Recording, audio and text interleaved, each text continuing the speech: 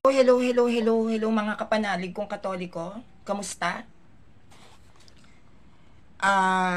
Ang topic natin ngayon ay Christmas, no? Bakit Christmas ang topic natin ngayon? May nag-request sa akin, no? Actually kagigising ko lang, no? May nag-request sa akin, sabi sa akin, Sanrio, baka pwede mong i-topic yung Pasko, no? Yung Pasko history ng Christmas. Kagabi, may naka-video call din ako, isang Katoliko din, balak i-topic yung Christmas. So, gusto ko kayong tulungan kung paano natin ile-lecture yung tradisyon ng simbahang Katolika pagdating sa Pasko. And antabayanan nyo ako by tomorrow, baka i-lecture natin ang Pasko ng Iglesia ni Cristo. No, kung anong meron, kung may Pasko ba ang INC noon. Yan, itatopic natin yung tungkol sa Christmas. And dahil nalalapit na rin yung simbang gabi, yung Misa de Gallo, itatopic din natin yan.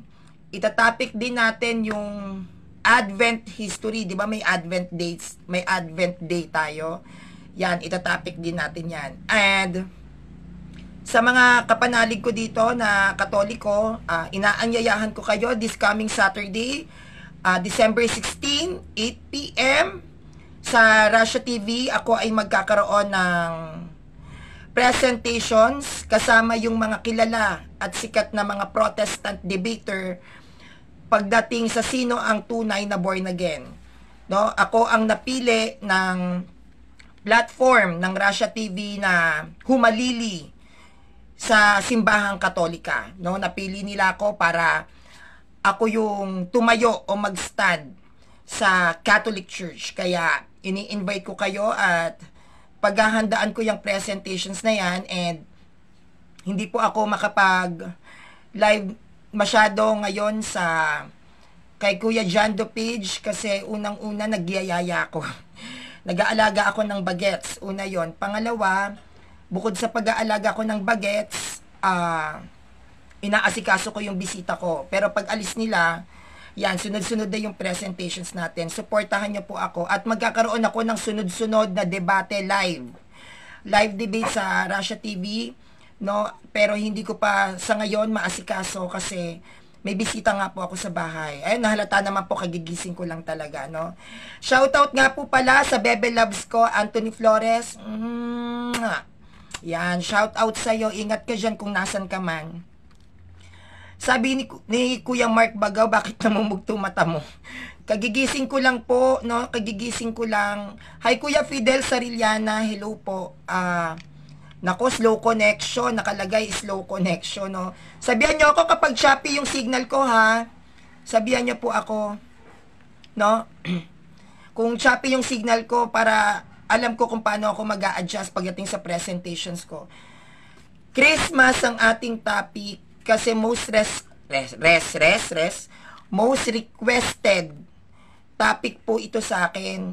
No? At nagulat ako, talagang yung mga Katoliko, sinabi, Sanrio, i-topic mo yung Christmas, please.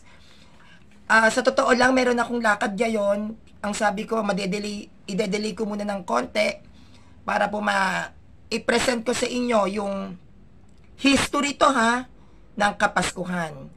Dahil malapit na rin naman ang araw ng Kapaskuhan sa atin, gusto kong ipaalam sa inyo kung bakit tayo may tradisyon ng Pasko. Para mas lalo nyong manamnam. At nako, slow connection na naman.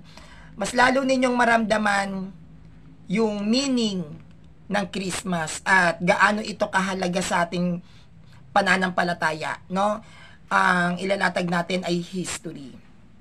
Kaya, shoutout po, 30 live viewers, kay Kuya Fidel Sarilana, hi po, kay Kuya Aldon Corbo Tingal, hello po, Joel Manalad, ang aga-aga, wag kang masyadong bitter.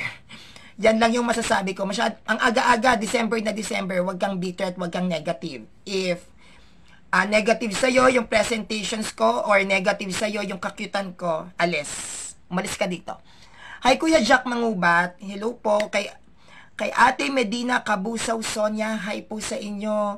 Magandang umaga sa inyong lahat. Simulan na po natin ang ating presentation, no? Kasi may pupuntahan pa po ako, tsaka meron akong tinuturuan na kapanalig natin. May tuturuan pa akong kapanalig natin regarding sa history ng Bible kasi nagtitake siya ng exam sa CFD, no, sa CFD. So, ang dami ko po talagang ginagawa sa ngayon, no. Hi Kuya Joseph Deckers Perez, kamusta po? So, simulan na natin ha. Huwag na nating patagalin muna sa ngayon kasi sobrang busy po talaga ako. Sa lahat po ng mga sumusuporta sa akin, maraming salamat sa inyong lahat. Kay Ate Mericero, hello po sa inyo. So, start na natin. Ano ba yung Pasko? Mga kapanalig kong Katoliko, ano ba ang Pasko at ano ba yung stand ng Catholic Church pag pinag-usapan natin ang Christmas? No? Pag sinabing Pasko, ito ay mula sa tradisyon ng simbahang Katolika. Hindi ito mula sa Bible ha, kasi hindi tayo Bible alone. No, sabihan niyo po ako kapag choppy yung signal ha, para na ibabalik ko yung sinasabi ko, no? Ang Pasko ay hindi mula sa Biblia dahil tayo ay may tradisyon. Ang Pasko ay mula sa tradisyon dahil hindi tayo Bible alone. Wala pang Bible na nabubuo, ipinagdiriwang na ang tradisyon ng Kapaskuhan. Wala pang protestante, no? Wala pang protestante, tayo ay nagdadaos ng Kapaskuhan. Wala pang Muslim, tayo ay nagdidiwang ng Kapaskuhan. Bakit? Sapagkat ang Kapaskuhan ay nagsimula sa panahon na wala pang Biblia. No? Ang Kapaskuhan ay nagsimula sa panahon na wala pang Bible. Okay. Pag sinabing Pasko o Christmas, ito ay mula sa tradisyon at ito ay isang kapistahan sa paggunita nating mga Katoliko sa kapanganakan ng ating Panginoong Hesukristo. No? Tayong mga Katoliko, ipinagdiriwang natin ang araw ng Kapaskuhan tuwing sasapit ang December 25. Actually, hindi lang ang Catholic Church ang nagdidiwang ng Pasko. Ang born-again Christians ay nakikiisa sa pagdiriwang ng Kapaskuhan. Ang Anglican Church, no? Ang Anglican Church, nakikiisa sila sa pagdiriwang ng Kapaskuhan. Bakit? Sapagkat ang Kapaskuhan ay nagsimula sa panahon na wala pang Bible. May Pasko na, wala pang Bible. At yung mga sinaunang Kristiyano at sinaunang Protestante ay nasaksihan kung paano ginugunita ng simbahang Katolika ang Pasko sa panahon nga na hindi pa compiled ang Bible. No? Nagigets nyo ha? Okay. Ang December 25 ng Catholic Church pagdating sa Kapaskuhan, yan ay kinuha sa Gregorian calendar. Hindi natin pwedeng sabihin saan mababasa sa Biblia na December 25 ipinanganak si Kristo dahil unang-una ang December 25 ay hango sa Gregorian calendar. Walang mababasa na January, February, March hanggang December sa Bible. Hindi ba? Meron ba? Wala. So kung hahanapin nila ang December 25 at ang month of December ay hindi makikita sa Bible, bakit ang mga sulpot na to gumagamit kayo ng kalendar wala naman sa Bible? Meron bang nasusulat sa Bible na dapat kayong gumawa ng kalendaryo? Meron bang nasusulat sa Bible na dapat ba tayong maniwala sa Bible? Meron bang nasusulat sa Bible na ang January to December ay dapat nating paniwalaan? Wala. Iba ang calendar, iba ang Bible. Ang December 25 ay kinuha sa tradisyon ng mga sinaunang Kristiyano sa pamamagitan ng kalendaryo. Mula sa Hebrew calendar, yan ay itransfer sa Gregorian calendar. Kaya pag tinanong kayo, December 25, ipinanganak si Kristo, saan mababasa? Ang sagot dyan, saan din mababasa na dapat gumawa ka ng kalendaryo sa Bible? Dahil ang December 25 ay hindi makikita sa Bible kundi sa kalendaryo. Lagyan natin ng utak. Okay. Ngayon, sa panahon ng mga sinaunang Kristiyano, no? Sa panahon ng mga early Christians natin talaga, mga kapanalig, wala naman talaga tayong Pasko.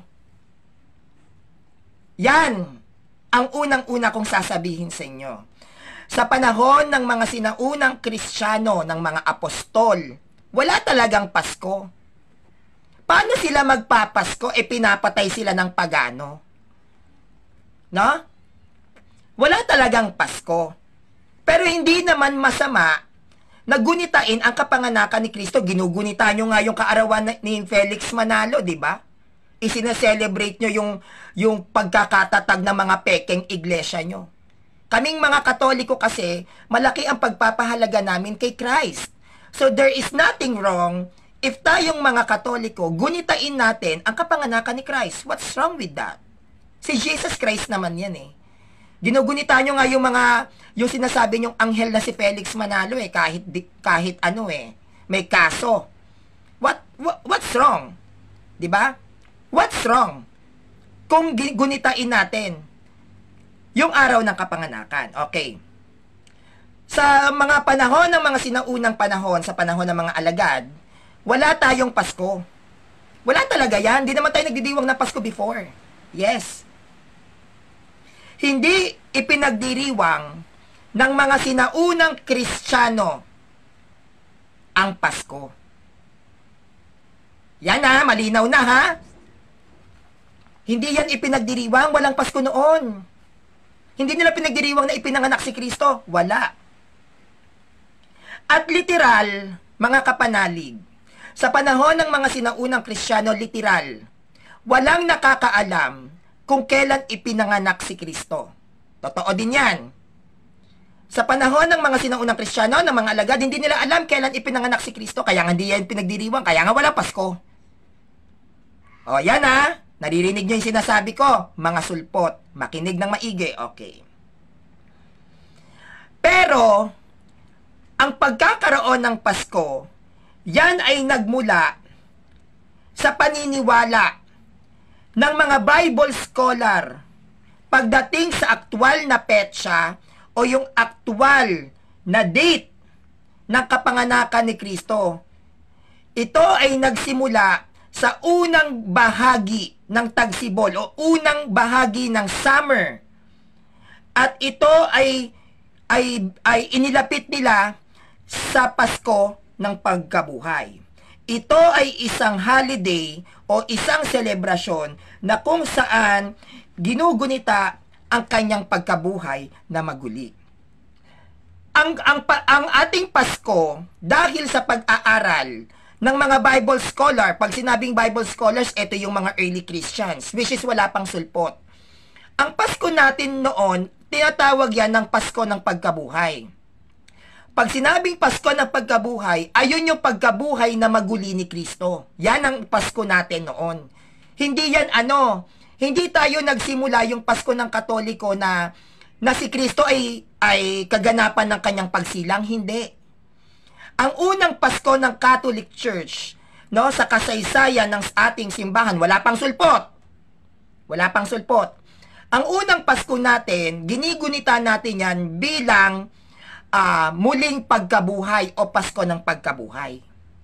Yan ang unang selebrasyon natin sa pagdiriwang ng Pasko. Hindi yan nagsimula sa pagsilang ni Christ. Nagsimula ang Pasko natin sa muling pagkabuhay ni Kristo. Yan ang unang sinelebrate ng mga sinaunang Kristiyano. Hindi nila alam yan. Bakit? Wala kasi silang sinaunang Kristiyano. Na? Okay. Tuloy. Ang pinagmulan ng pagdiriwang ng Pasko, ang pasimula ng selebrasyon ng Pasko at ng petsa o yung date ng December 25, yan ay nagmula sa Greco-Roman na panahon. Greek-Roman era. Yang December 25, era yan ng Greek-Roman, wala pang sulpot. Wala pang Muslim. Nagdiriwang na tayo ng tradisyon na yan. Saksi ang mga sinaunang Kristiyano. Hindi yan nasaksihan ng Biblia. Kasi hindi pa yan buo. No? Hindi pa buo ang Bible. Nagdiriwang na ang mga sinaunang Kristiyano ng Pasko. At yan ay tinatawag na Pasko ng pagkabuhay. No?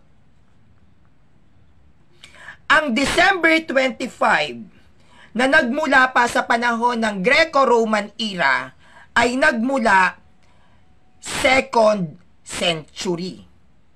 Ha? Ang December 25 natin, mga Katoliko, nagsimula yan gunitain 2nd century. Greco-Roman. No? 2nd century, may sulpot na ba nun? Wala. May Bible na? Wala. 2nd century. Okay. May tatlong posibilidad. May tatlong possibilities na pinagmulan ng December 25. Bakit December 25? Merong tatlong posibilidad bakit naging December 25. Yung naging petsa o yung naging araw ng ating Kapaskuhan. Ano tong mga possibilities na to? Okay. Ano tong mga possibilities na to? Okay.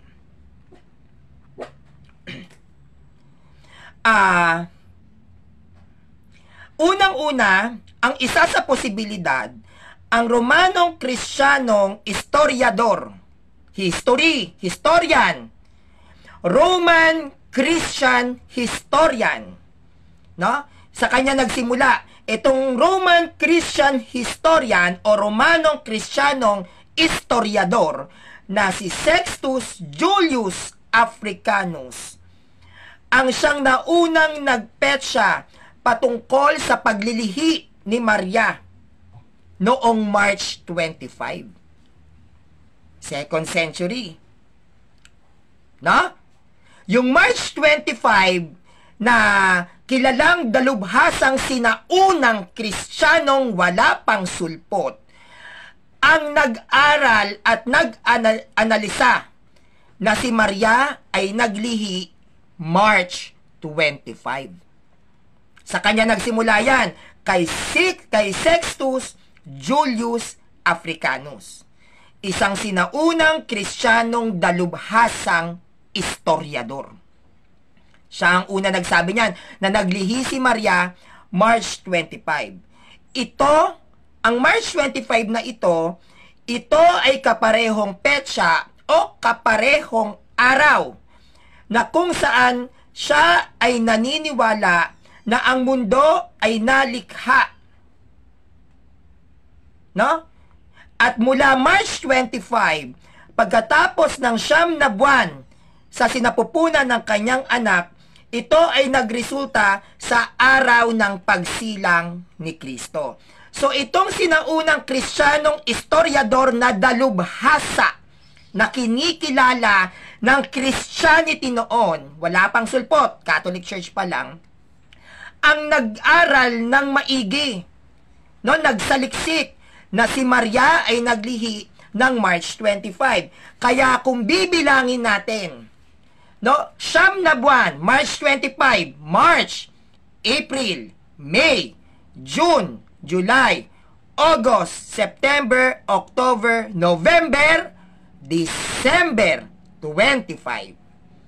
Kaya naging December 25 yan. At ang panahon na ito, 2nd century, wala pang Bible.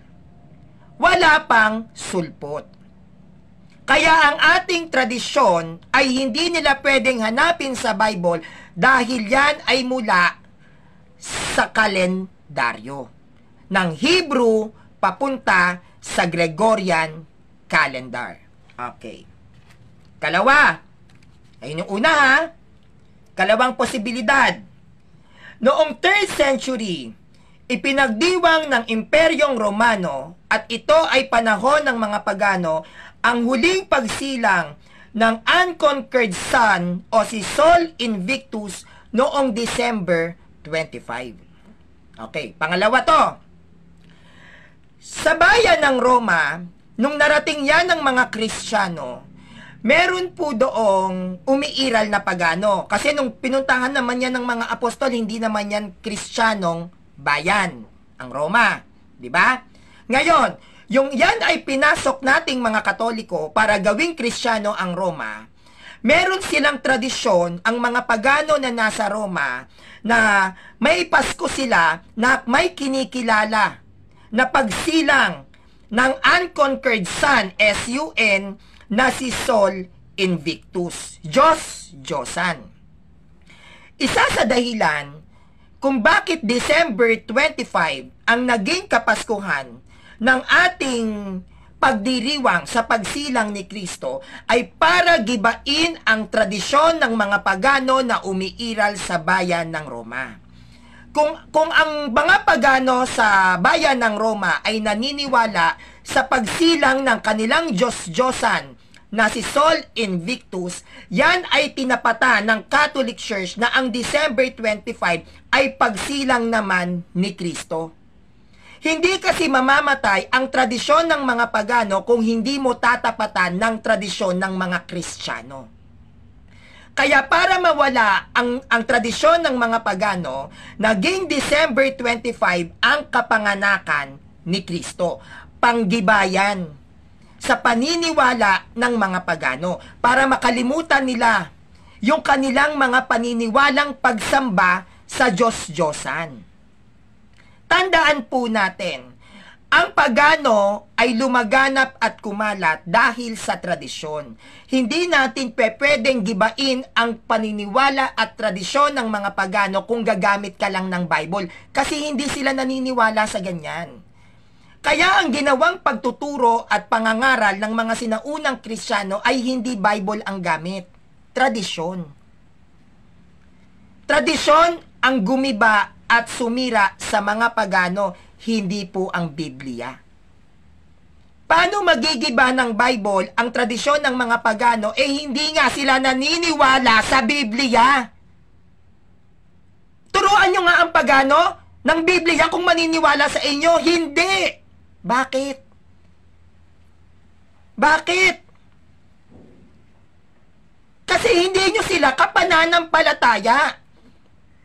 Para maintindihan ng mga pagano ang pananampalatayang Kristyanismo, kinakailangan mong ikwento ang kasaysayan. Dahil ang mga pagano may tradisyon, may kasaysayan.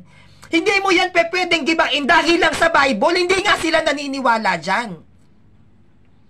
Kaya ang ginawa ng Catholic Church, ginibayan at binombayang mga paganong yan sa pamamagitan ng pagtuturo at pagpapaliwanag sa kasaysayan na tinatawag nating tradisyon. Nakukuha nyo?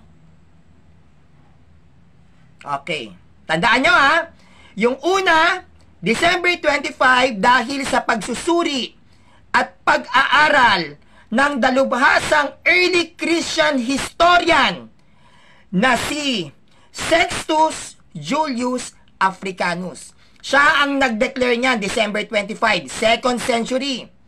At nung 3rd century, ang mga pagano sa Roma ay nagdiriwang ng Kapaskuhan December 25 bilang kapanganakan ng kanilang Diyos-Diyosan. Binangga ng simbahan yan. Kaya nga naging Kristiyano ang bayan ng Roma. Nawala ang tradisyon ng mga pagano.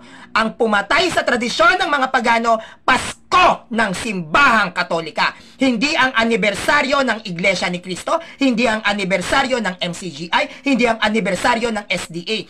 Ang bumangga at gumiba sa tradisyon ng mga pagano para mawalayan sa kasaysayan ng mundo ang kapaskuhan ng Catholic Church. Naiintindihan niyo po ba? Tuloy. Yung kapistahan ng mga pagano na dyan na nasa bayan ng Roma, yung kapistahan ng mga pagano na yan, na si Sol Invictus, no, si Sol Invictus, yung kapistahan nila na yan, December 25, 3rd century, yan ay kanilang ipinagdiriwang. No? At ito ay hindi lamang minarkahan ang pagbabalik ng mas matagal na panahon ng tagsibol o summer. Matapos ang winter solstice, ito yung tinatawag na pagan traditions. Ito ay sikat na pagdiriwang ng mga Romanong pagano na tinatawag na Saturnalia, na kung saan ang mga taong pagano ay nagpiesta at nagpapalitan ng regalo. Sa panahon ng mga pagano, meron din tayong tinatawag na winter solstice o Saturnalia. December din to ginaganap. Dito naman sila nagpapalitan ng regalo, exchange gift, nagpepiesta, kapistahan ng mga pagano. Anong ginawa ng Catholic Church? Tinapatan. Meron tayong tuwing Pasko, exchange gift. May party-party ang pagano, meron ng Katoliko, Christmas party. Tinapatan ng Catholic Church yan. Ay, hindi pwede. Bakit kayo naniniwala sa ganyang kapistahan, mga pagano kayo? Tapatan yan, mga sinaunang Kristiyano. Mag-Christmas party tayo. Mag-exchange gift tayo. Kala nyo, kayo lang Yon. 3rd century. Kaya nawala din yung exchange gift ng mga pagano. Nawala din yung mga pagan at celebrations nila. Ano tumalo dyan? Christmas party.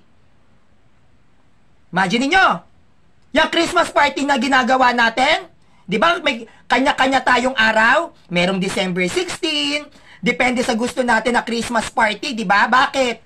Ganyan din kasi yung winter solstice, yung mga Saturnalia. Pag pumasok ang buwan ng Disyembre, may pagan party din sila. Depende na nga lang kung kailan nila i-celebrate. Ganon din ang Christmas party natin. Tinapatan yan ng mga Katoliko. Ay, hindi pwede ito. Party-party din tayong mga Katoliko. Habang sila ay nagdiriwang ng pagan traditions nila, dyan sa kapaskuhan ng mga pagano na nag-Christmas party, nag-exchange gift din yan. Ganon din naman tayo, di ba? Nag-exchange gift tayo. Tinapatan ng Katoliko yan. Sige, tignan natin. Tignan natin kung sino mananalo, tradisyon nyo o tradisyon ng Katoliko. Kaya yan nagiba, nawala yung exchange gift ng mga pagano, nawala yung pagan party nila, nawala ang Pasko ng mga pagano. Bakit? Dahil sa December 25. No? Dahil sa December 25. Wala pang sulpot. Wala pang Muslim. Sino ang Kristiyanong umiiral noong 2nd century? Katoliko lang. Wala pang Bible. Panahon pa ng mga pagano. Naabutan nyo ba mga sulpot ang mga pagano? Hindi. Dahil 15th century, 1521, nung nagkaroon ng Protestant Reformation, wala nang pagano, naubos na ng Katoliko. Inubos na ng mga Espanyol ang mga pagano na convert na into Christianity. Kasama na ang Pilipinas. Wala pa nga sulpot sa Pilipinas. Katoliko pa nga lang ang umiiral dito sa Pilipinas. May Pasko na. Nakukuha nyo yung point? Okay, tuloy natin. Ito rin ang kaarawan ng Indo-European na Diyos ng mga pagano na si Mitra. Siya ay isang Diyos ng liwanag at katapatan para sa mga sundalong Romanong pagano. So, yung December 25, meron din isa pang Diyos na umiiral, si Mitra. Ipinagdiriwang din nila yan. Kaya ngayon, December 25, party-party mga Diyos-Diyos ang pagano dyan. No? At isa sa pinagdiriwang nila, itong Diyos nilang si Mitra, isang Indo-European na Diyos-Diyosan. Siya, itong si Mitra na ito, kinikilala siya ng mga Romanong pagano bilang isang Diyos ng liwanag at katapatan para sa kanilang mga sundalo. Kaya malaki ang naging ambag ng December 25. Maraming Diyos-Diyos ang ginibayan. Maraming mga paganong tradisyon ang winasak ng Kapaskuhan ng Katoliko, kaya nga sila naubos mga pagano eh. Kaya nga naging Kristiyano eh. Kaya nga yung mga pagano na naniniwala kay Mitra, naniniwala sa Saturnalia, naniniwala kay Sol Invictus, naniwala yan kay Kristo sa pamamagitan ng ano? Pasko. Wala pang Bible. Wala pang Protestante. Wala pang Muslim. Sinong Kristiyano ang umiiral during that time, 2nd century? Katoliko lang. Kaya hindi nyo na pwedeng hanapin yan. Saan mababasa sa Bible? Kasi wala pang Bible. Meron ng Pasko. Nakukuha nyo? Tuloy natin. Tayong mga Katoliko ay formal, yung formalidad or dineclared, no? Tayong mga Katoliko ay formal na nag-celebrate o nagdiwang ng Kapaskuhan ng December 25, no? 336 AD. Ito ay sa panahon ng paghahari ni Emperador Constantine. Yang December 25 na yan, no? Yang December 25 na yan, nagsimula yan sa panahon ni Constantine, formal na isinelebrate nating mga Katoliko. Sabi ni Ate Merlin Torion, Idol, may nag-text sa aking mga Muslim daw, mga tao noon sa Pinas, dumating lang daw si Magellan. No! Ang mga tao noon sa Pilipinas, pagano. Mga Chinese. Hindi pa pwedeng ang unang tao sa Pilipinas ay Muslim dahil naniniwala ang mga Pilipino noon kay Bathala. Bathala ba ang Diyos ng mga Muslim? Hindi, di ba? Meron tayong babaylan. May babaylan ba ang mga Muslim? Wala. Yung tao na nasa Pilipinas, mga pagano, katulad ni Lapu-Lapu, hindi Muslim si Lapu-Lapu, isa yung Pintados. Ang nakalaban ni Lapu-Lapu, hindi Muslim, pagano, Pintados, ang tawag. Puro ang katawan nila, burda ng tato. Sabihin mo dun sa kaibigan mong Muslim, mag-aral ng history. Huwag siyang mag-a-assume. Okay. Ang December 25 ay formal na ipinagdiwang ng simbahang Katolika noong 336. Ito ay panahon na kung saan si Emperor Constantine ang siyang nagahari sa bayan ng Roma. No? Ngayon, itong si Constantine, no, ginawa niyang mabisa at epektibong relihiyon ang kanyang imperyo. No? Nung si Constantine ang nagahari sa bayan ng Roma, ito ay kanyang pinalakas. No? Pinalakas niya yung bayan ng Roma, kumbaga kinatatakutan ng Roma noon kasi si Emperor Constantine magaling na mandirigma. No? At dahil sa kanyang kagitingan at sa mga bansang pagano na kinatatakutan nga siya, no? Dito ay lalo niyang ipinagtibay yung relihiyon na kanyang niyakap. Ano yon? Christianity. 'Di ba? Christianity. At alam naman natin, we all know, my fellow Catholics, that yung panahon ni Emperor Constantine, wala pang Protestant. Ano ngayon yung niyakap na religion ni Constantine? Hindi po ba ang Catholic Church? At dahil si Constantine ay naging Katoliko, at sa kanyang kasabay na kanyang pagyakap, dahil sa kanyang kapangyarihan bilang isang hari ng Roma, ikinalat niya ang pananampalataya ng mga Katoliko sa iba't ibang dako. Kaya kumalat ang Christianity. Ngayon, dahil si Constantine ang siyang namumuno sa bayan ng Roma nung siya'y nabubuhay, pinayagan niya at tahasa niyang sinabi, sige, mga Katoliko, mga obispo, pagdiwang ninyo ang araw ng Kapaskuhan, December 25. Kaya yan, nadeklara ng may formalidad. Dahil na rin sa authority na sinabi ni Constantine na, sige simbahang Katolika, dahil Katoliko ako, December 25, ikalat natin, yan ang araw ng Kapaskuhan. 336 AD. 3rd century. May Protestante na? Wala pa. May Bible na? Wala pa. May Muslim? Wala pa. Ano lang ang umiiral noon sa Roma? Pagano. Anong Christianity lang ang umiiral noon? Katoliko. May SDA? Wala pa. MCGI? Wala pa. No? Okay.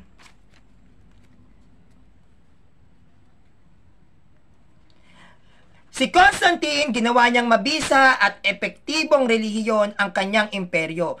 Ang ilan ay nag-iisip na ang pagpili ng December 25, ito ay may pampolitikong motibo upang mawasak at tuluyang masira ang mga itinatag ng mga paganong tradisyon na pagdiriwang. So, sa panahon ni Constantine, dineklara niya na December 25 ang ating Pasko sa ilalim ng pamamahala ng ating mga obispo, no, ng Pope na umiiral sa panahon ni Constantine para wasakin yung mga tradisyon ng mga pagano. Kasi sabi ko nga sa inyo, pag sumasapit ang December, ang mga pagano nagpapasko yan. So para matigil yung kanilang pagse-celebrate na ganyan, ginamit ni Constantine ang politika, ang kanyang kapangyarihan, na walang sino man sa inyo ang magse-celebrate ng pagan traditions. Dito kayo magse-celebrate Christian traditions, December 25. Hanggang sa tuluyan ng mawala ang December 25 ng mga pagano. Yan ay pinalitan ng Christian traditions, Catholic traditions na December 25. Na? Kaya yan nawala. Kasi takot lang nila kay Constantine, gegerahin sila niyan. Gegerahin sila niyan. Emperador ako, susuwayin mo ako? Gegerahin sila. Kaya yung December 25 ng mga pagano, pinalitan niya ng tradisyon ng mga Kristiyano. Yon ang araw ng Pasko. Okay, tuloy natin. Ang petsa o yung araw ng December 25 ay hindi agad tinanggap ng buong lupain ng Eastern Empire. Hindi yan basta-basta tinanggap. Tandaan nyo, during that time, may 5 rights tayo, di ba? Yan yung tinatawag na Byzantine, ano pa? Armenian Rite, ano pa? Alexandrian Rite. Basta may mga rights tayo. Eastern Rite, tayo naman Western Rite. So yung Eastern Rite, dahil ang December 25 ay diniklara sa bayan ng Roma, no, sa pamumuno ng Pope na umiiral sa panahon na nagahari pa si Constantine, hindi yan agad niyakap ng Eastern Rite. Kasi ang Eastern Rite at Western Rite, na which is napuntahan yan ng mga apostles, meron silang iba't ibang tradisyon. Kaya yung nagdidiwang ng December 25 before, tayo lang mga Roman Catholic. Pero yung Eastern Catholic, hindi sila nagdadaos niyan noon. Kasi meron silang sariling tradisyon. Sila yung tinatawag na Orthodox. May sarili-sariling tradisyon yan. May sarili silang liturgical mass. Meron silang sarili-sarili kung paano sila nagmamas. Magkakaiba yan tayo. Depende sa bansa kung saan nasakop ng mga apostles. So, dahil nag-declare na ang Roman Catholic na, December 25 ang Pasko, hindi yan tinanggap basta-basta ng Eastern Rite o ng Orthodox Catholic. Bakit? Bakit? Okay. Dahil ang kanilang Kapaskuhan, ipinagdiriwang yan ng Eastern Rite January 6. No? Kung saan ang January 6 pa din ang kanilang ipinagdiriwang bilang kapistahan ng Epiphany. January 6 kasi, yung epiphany nila. Kasi yung Christmas dyan noon, hindi yan kapanganakan pa ni Christ. No? Hindi pa yan kapanganakan, muling pagkabuhay. Yan pa yan, yung Pasko-Pasko natin. So, yung epiphany yung epiphany ng Eastern, dun sila nag-i-stick. Ayaw nilang tanggapin ng December 25. Kaya hindi yan basta-basta tinanggap ng ibang Katoliko. No? Hindi yan tinanggap. At matapos ang kalahating siglo, hindi pa din ito naging isang pangunahing pagdiriwang ng mga Kristiyano ang December 25, which is yung Pasko natin. So, lumipas ang kalahati pang siglo. Hindi pa rin yan tinanggap. Yung December 25, hindi. Hindi madali ang pagyakap ng buong Katoliko sa December 25.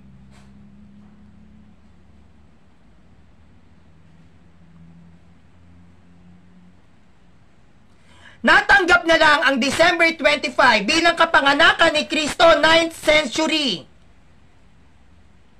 9th century may sulpot. 9th century may Protestant, may SDA na, 9 na siglo. 9 na siglo may INC na, 9 na siglo may MCGI, 9 na siglo doon pa lang nagsimulang yakapin ng buong Katoliko ang kapanganakan ni Kristo, December 25. Husga kayo ng husga sa Pasko, hindi nyo naman pala inaral. Ngayon, sabi ng mga sulpot, Sandrillo, December 25, no? Paganong tradisyon yan. Mga pagano kayo, mga Katoliko kayo. Sabi ng sulpot. Ang tanong, inaral nyo ba? Inaral nyo?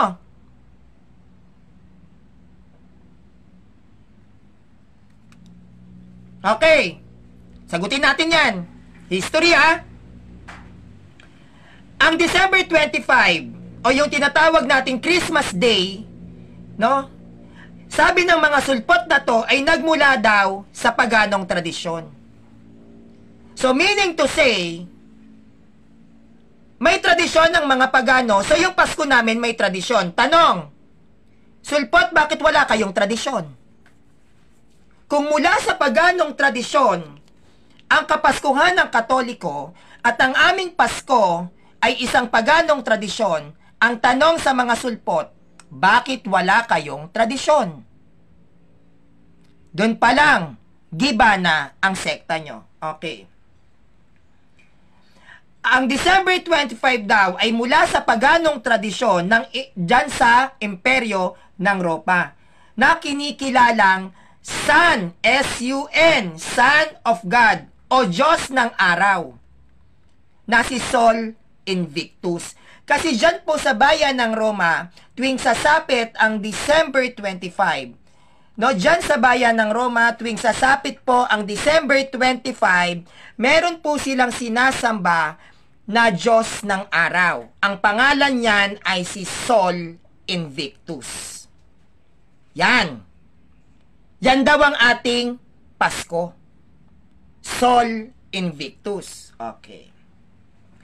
Sila ay gumamit ng aklat ng Catholic Church na pagpapatunay at pagpapatibay daw kuno na tayo ay tradisyon ng pagano, yung Pasko. Ayon sa Handbook of Christian Feast and Custom, page 61, na ginagamit ng sulpot, ang sabi, ang pagano na si Aurelian, siya ang nagbigay ng kaarawan sa Diyos-Diyosang si Sol Invictus na December 25. So itong si Aurelian, isa siyang emperador ng Roma, isang paganong emperador, no? Siya yung nagbigay ng petsa o ng araw kung kailan isinilang itong si Sol Invictus na kinikilalang Diyos ng araw ng mga pagano. At ito ay kanyang inilagay December 25. Yan ay mababasa sa Handbook of Christian Feast and Custom, page 61. No? Okay. Ang mga pagano sa panahon ng mga alagad, no, yung mga pagano na yan, ang kanilang pagdiriwang ng kanilang tradisyon tuwing sasapit ang December 25 ay nagsimula sa taong 275 AD. Yung pagde-declare ni Aurelian, isang emperador ng pagano sa bayan ng Roma, 275 AD niya ipinatupad na ang Pasko ng mga pagano ay magaganap December 25, 275 AD. Ang paratang sa ating mga Katoliko ng mga Protestante, no? Pinaparatangan tayo ng mga sulpot na ito, tayong mga Katoliko, na ang ating pagdiriwang ng Pasko ay isang paganong tradisyon. Bakit? Dahil nauna daw ang paganong tradisyon na December 25 kesa sa Pasko ng Katoliko na December 25. Nauna raw ang tradisyon ng pangapagano sa pagdiriwang ng Kapaskuhan ng December 25 kesa sa atin. Kaya tayo daw, ang Pasko daw natin ay mula sa pagano. Sige, patunayan natin sinong nauna. Gagamit tayo ng standard references. Sino ba nauna? Tradisyon ng Pasko ng mga Katoliko o tradisyon ng Pasko ng mga pagano? Sino ba ang nauna? Standard references. Ayon kay Theophilus, si Theophilus ay obispo ng Caesarea taong 115 to 181 AD. Namatay siya 181 AD. 115 to 181 AD. Ang sabi ni Theophilus, obispo to ng Caesarea, wala pang sulpot. Wala pang Muslim. Okay, anong sabi niya? Dapat nating, sabi, di ba? Dapat nating ipagdiwang ang araw ng kapanganakan ng ating Panginoon sa kung anong araw mangyayari ang ika-25 ng Disyembre. 115 AD, ang obispo ng Caesarea, bishop ng Catholic Church, ang nagsabi, dapat nating ipagdiwang ang araw ng kapanganakan ni Kristo, December 25. Wala pang sulpot neto.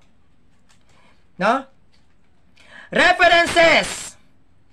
Magdeburgenes sent to Verse 6, Hospinian de origin fectorium Christianorum.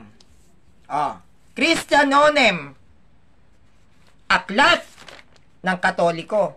Standard references, panahon na wala pang sulpot. Tuloy.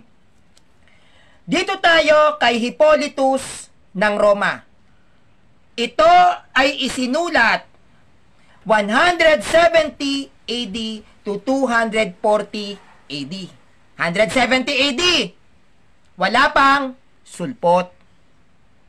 Ha? Wala pa kayong mga protestante kayo. Okay. Ang sabi ni Hippolytus ng Roma, ang unang pagdating ng ating Panginoon na sa laman kung saan siya isinilang sa Bethlehem ay naganap 8 araw bago ang kalendaryo ng Enero. Isang Miyerkules sa 42 taon na paghahari ni Augustus, 5,500 years mula sa Adan. Ayon ito sa Commentary on Daniel 4 verse 23, 170 AD. May sulpot na? May sulpot na? Galit na galit kayo sa Pasko pero tumatanggap kayo ng Christmas gift? Galit na galit kayo sa Pasko pero tumatanggap kayo ng pamaskong handog. Mga ingrata. Okay. Lilinawin ko lang dito sa nilatag ko na standard references. Yung calendar na ginamit ni Hippolytus ng Roma ay Roman calendar. Hindi pa yan Gregorian calendar. At ayon sa pag-aaral ng mga sinaunang Kristiyanong dalubhasa, yung Roman calendar na ginamit ni Hippolytus sa pagkikwenta ng petsa ng kapanganakan ni Kristo, pag ito ay itransfer sa Gregorian calendar, lalabas December 25. Wala pang sulpot. Wala pang Biblia. Okay. Dito tayo kay Sextus Julius Africanus. Yan. Isa tong kilalang early Christian historian at isa sa may dahilan kung bakit December 25 ang kapanganakan ni Christ. Ito ay sa taon ng 180 to 250 AD. Ang sabi ni Sextus Julius Africanus, ang sabi niya, ito ang isa sa nagkumpirma ng kapanganakan ni Kristo na December 25 noong 221 AD. Isang Kristiyanong dalubhasang historian sa pag-aaral ng chronology. Dalubhasa siya sa pag-aaral ng chronology. Ngayon, ano tong chronology na pinag-aralan ni Sextus Julius Africanus na nagsabi, December 25 ang kapanganakan ni Kristo noong taong 221 AD. Ano tong chronology o kronolohiya sa Tagalog? Ano ba ito? Okay. Pag sinabing chronology o kronolohiya, anumang paraan na ginagamit upang mag-order ng oras at upang ilagay ang mga kaganapan sa pagkakasunod-sunod kung saan nangyari ang mga ito. Ang mga sistema ng kronolohiya ay ginamit sa pagtatala ng kasaysayan ng tao at naiuugnay sa mga sistema ng kalendaryo na nag-iiba sa saklaw, katumpakan at pamamaraan sa layunin, antas ng pagiging sophisticated at kalagayan ng mga taong ginagamit nito. So, pag sinabing chronology, ito ay pag-aaral patungkol sa oras, patungkol sa kung saan nangyaring lugar, patungkol sa sistema ng pagbibilang ng araw sa kalendaryo. Dalubhasa yan si Sextus Julius Africanus. Kaya 221 AD sa kanyang pag-aaral at siya'y dalubhasa sa kronolohiya, siya ang nagdeklara na si Maria ay naglihi March 25 at nagsilang December 25. Wala pang sulpot. Wala pang Muslim. Wala pang Bible. Na? Wala pa sila neto. Sinong Kristiyano lang umiiral neto? Katoliko lang. Ha? Katoliko lang. Okay. Ang kinuhaan kong resources neto, britannica.com/Christmas. Britannica.com, standard references, ginagamit ng mga Bible scholars, ginagamit ng mga Protestant scholars, ang britannica.com. Tuloy. Sa mga inilatag ko sa inyo na mga church fathers ng ating simbahan, di ba pinakilala ko sa inyo sino? Si Theophilus, yung obispo ng Cesarea. Di ba? Si Theophilus na obispo ng Cesarea mula 115 to 181 AD, siya ay nag-declare na ang kapanganakan ni Kristo ay December 25. No? Si Theophilus, Bishop of Caesarea, 115 to 181 AD, nag-declare ang Pasko ng Katoliko, December 25. Yan yung una ko nilatag. Ikalawa, Hippolytus of Rome.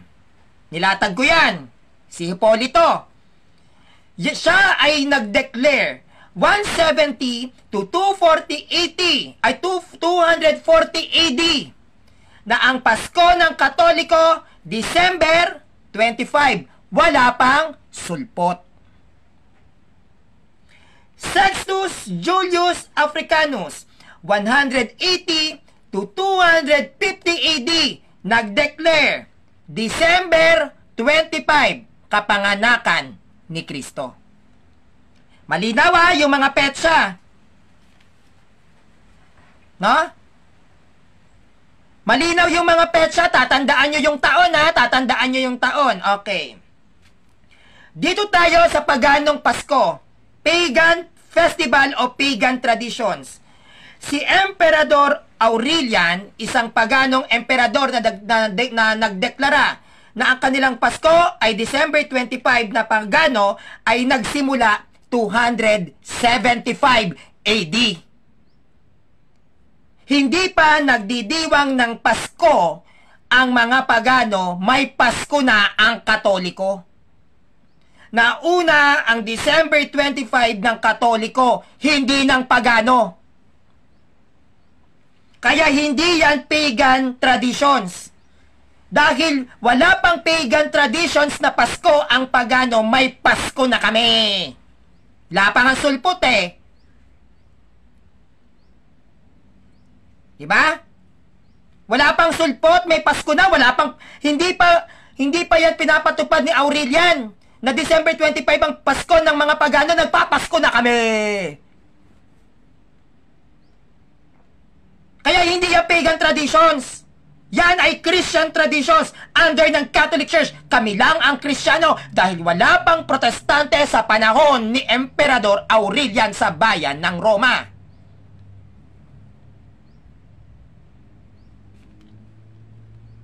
No? Kaya malinaw. Mas nauna ang ating mga ama ng simbahan o yung ating mga church father sa pagdiriwang ng Pasko tuwing sasapit ang December 25. No? Tong December 25 na ang kapanganakan at kaarawan ng ating Panginoong Jesucristo, which is Pasko, ay nauna, no? Ay nauna.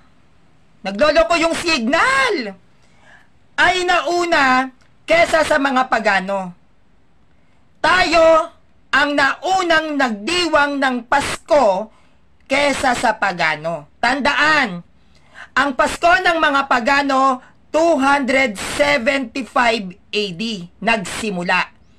Tayong mga Katoliko, ang ating Kapaskuhan ay idineklara 118 AD. Kaya hindi yan pagan traditions. Ha? Kaya ang ating selebrasyon, ang ating pagdiriwang, ay hindi yan mula sa mga pagano dahil mas nauna ang tradisyon ng Katoliko sa pagdiriwang ng Pasko tuwing sasapit ang December 25 kesa sa mga pagano. Kesa sa mga pagano na December 25. Nauna tayo. No? Nauna tayo. Hindi sila. Okay. Sabihan nyo ako kapag nagpuputol-putol po para na ibabalik ko, no? Para hindi kayo nabibitin sa presentations ko. Okay. Ngayon, tanong. Sanrio,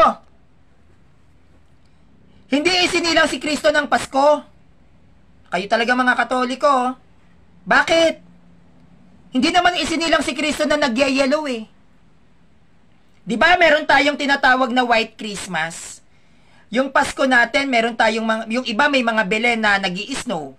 Meron namang Belen na yung iba naman tagsibol. Ano ba yung totoo dito? No? Ano ba yung totoo? Nagyayelo ba? O tagsibol? Ano ba stand ng Catholic